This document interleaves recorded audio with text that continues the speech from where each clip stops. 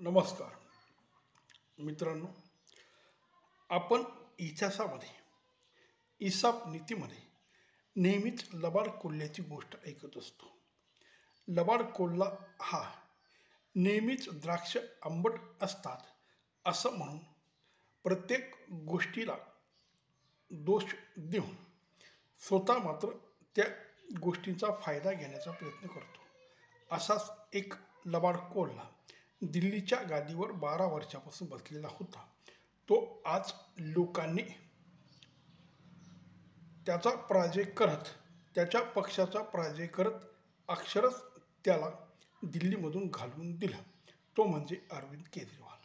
भारतीय राजकारणात एवढा लबाड, धूर्त, खोटारडा आणि महाठग भारतीय राजकारणाच्या इतिहासामध्ये अजून बघितलेला नव्हता. तो लोकांनी आता केजरीवालच्या रूपाने बघितला.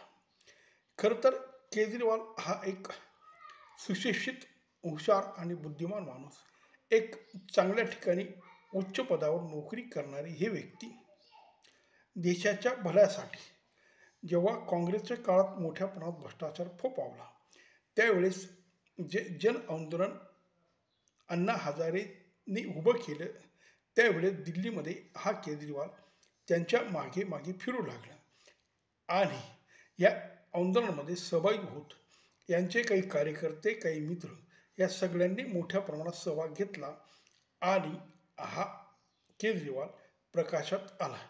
त्यानंतर अण्णा हजारे नाही म्हणता हा माणूस राजकारणात गेला आणि यांनी दिल्ली काबीज केली. त्यानंतर काही वर्षांनी पंजाबवर सुद्धा या आम आदमी पार्टीचं राज्य आलं. खरं तर हा नेहमी आम आदमी पार्टी म्हणजे सामान्य माणसासाठी मी राजकारण करत असून सामान्य माणसाची प्रगती, सामान्य माणसाची उन्नती, सामान्य माणसाचे अधिकार आणि देशात स्वच्छ राज्यकारभार ह्या पद्धतीने मी करेल असं सांगत हा लबाड कोल्हा अशा ठिकाणी पोचला की लोकांनी याची कल्पनासुद्धा केली नसेल. सुरुवातीला हा निवडणुकीमध्ये सांगत होता, मी गाडी घेणार नाही, मी बंगला घेणार नाही, मी शासकीय कुठल्याही गोष्टीचा लाभ घेणार नाही, मी एक सामान्य कार्यकर्ता असून प्रत्येक गोष्ट करताना दिल्लीतल्या लोकांचं मत घेईल आणि त्या पद्धतीने याने हे सगळ्या गोष्टी करण्याचं नाटक केलं. त्यानंतर हा हळूहळू शासकीय सगळे लाभ घ्यायला लागला. अलीकडे तर 6 महिन्या 1 वर्षापूर्वी याने असा माल बांधला की जो माल भारतातील कुठल्या व्यक्तीकडे नसेल, म्हणजे राजकारणी व्यक्तीकडे नसेल, अशा पद्धतीने याने हा माल दिल्लीच्या मुख्यमंत्रीसाठी बांधला आणि त्या ठिकाणी राहण्यात जाण्याची तयारी केली. तेव्हा साहजिकच लोकांच्या लक्षात आलं, हा लबाड कोल्हा जेव्हा म्हणत होता की मी हे घेणार नाही, ते घेणार नाही, त्यानंतर याने सगळंच घ्यायला सुरुवात केली. त्याच पद्धतीने याने पाणी मुक्त, वीज मुक्त, शिक्षण मुक्त अशा पद्धतीच्या काही योजना आणल्या. त्या योजनांचा हेतू खरोखर चांगला होता आणि सुरुवातीला त्याने त्या पद्धतीने कामही चांगलं केलं.